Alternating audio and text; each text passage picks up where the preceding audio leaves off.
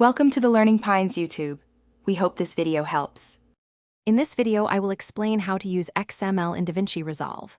First, understand that XML, or Extensible Markup Language, is a text-based format for exchanging project data between different editing applications. To begin, open DaVinci Resolve and navigate to the File menu. Select Import Timeline and then import AAF, ETL, XML. Choose your XML file from its location.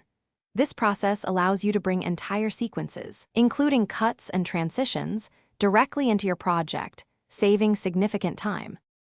Many editors leverage XML for seamless project transfers.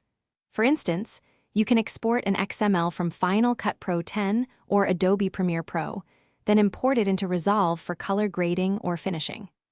This round-trip workflow ensures that your edits, audio levels, and even some effects are preserved.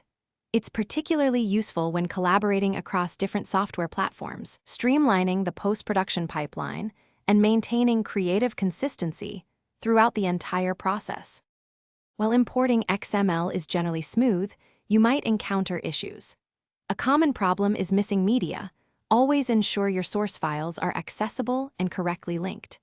Check for version compatibility between your editing software and Resolve, as older XML versions might not fully translate. If errors occur, review the XML file for any malformed tags or unsupported elements. Often, a quick re-export from the source application can resolve many of these common import challenges.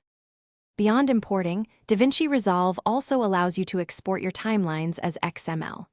This is crucial for round-tripping projects back to other NLEs or for archiving. Go to the File menu, select Export Timeline, and choose Final Cut Pro XML. You can specify the version, such as 1.8, and select which elements to include. This flexibility ensures your project data remains portable and accessible across various professional editing environments, enhancing your overall workflow efficiency. Thanks for watching. Consider subscribing if we helped you.